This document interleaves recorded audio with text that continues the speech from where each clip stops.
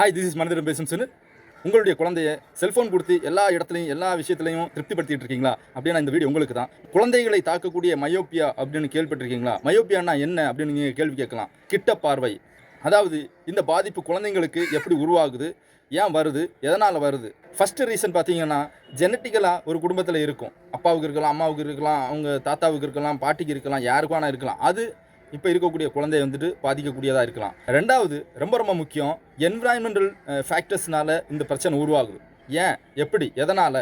இன்றைக்கி இருக்கக்கூடிய காலகட்டத்தில் ஸ்க்ரீன் அடிக்ஷன்னால் இன்றைக்கி சோசியல் மீடியா அது இது எல்லாமே பார்க்குறாங்க குழந்தைங்க. இன்றைக்கி பார்த்தீங்கன்னா, ஒரு குழந்தைய திருப்திப்படுத்தணும்னா செல்ஃபோன் அவங்க முன்னால் இருக்கணும். அது சோறு ஊட்டுறதா இருந்தாலும் சரி, படிக்க வைக்கிறதா இருந்தாலும் சரி, அவங்கள திருப்திப்படுத்துகிறதா இருந்தாலும் சரி, அவங்கள கோவங்களை காம்படுத்துறதா இருந்தாலும் சரி, எதுவாக இருந்தாலும் சரி, இன்றைக்கி எல்லாத்துக்குமே செல்ஃபோன் தான் அவங்க முன்னால் இருக்குது. இதனால் வரக்கூடிய பிரச்சனைகள் ஏராளம். இந்த என்விரான்மெண்ட் ஃபேக்டர்ஸில் ரெண்டாவது பிரச்சனை என்னன்னு பார்த்தீங்கன்னா, அதிகமாக அவுட்டோர் கேம், அவுட்டோர் ஆக்டிவிட்டீஸில் இன்வால்வ் பண்ணாது தான். எப்போதுமே வீட்டிலே அடங்கி இருந்து வீட்டிலேயே இருந்ததுனால வெளியில் என்ன நடக்குதுன்னு தெரியாமல் போகுது. சரி, இதை எப்படி கண்டுபிடிக்கிறது அப்படின்னு பார்த்தீங்கன்னா, வெரி ஈஸி. இன்றைக்கி இருக்கக்கூடிய காலகட்டத்தில் ஈஸியாக கண்டுபிடிக்கலாம். ஃபஸ்ட்டு பார்க்குற பொருள் எல்லாமே பிளர்ராக தெரியும். ரெண்டாவது பார்த்தீங்கன்னா, கண்ணில் இருந்து தண்ணியாக ஓடிக்கிட்டே இருக்கும். மூன்றாவது பார்த்தீங்கன்னா, டிஸ்டன்ஸில் இருக்கக்கூடிய ஒரு பொருளை பார்க்கணுன்னா அவங்களால பார்க்க முடியாது. அவங்களுடைய கண் பக்கத்தில் கொண்டு வந்து தான் பார்க்க முடியும்.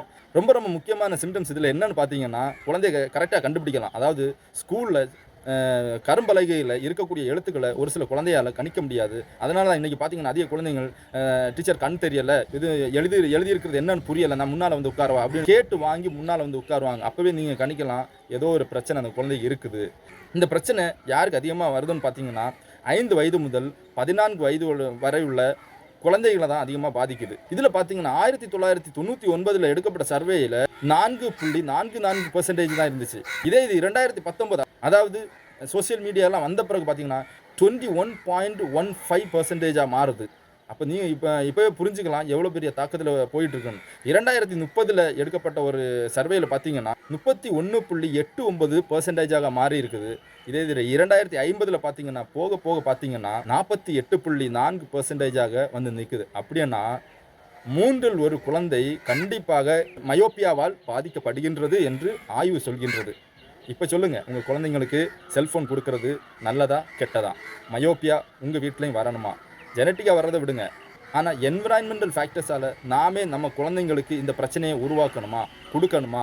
மயோப்பியாவை பற்றி ஏதேனும் சந்தேகங்கள் இருந்தால் கமெண்ட் பாக்ஸில் கமெண்ட் பண்ணுங்கள். வேறு ஏதாவது டாபிக் தெரியணும் அப்படின்னு நினச்சா கூட கமெண்ட் பாக்ஸில் கமெண்ட் பண்ணுங்கள். உங்களுக்கான வீடியோ அடுத்து ரெடியாக இருக்குது. நன்றி.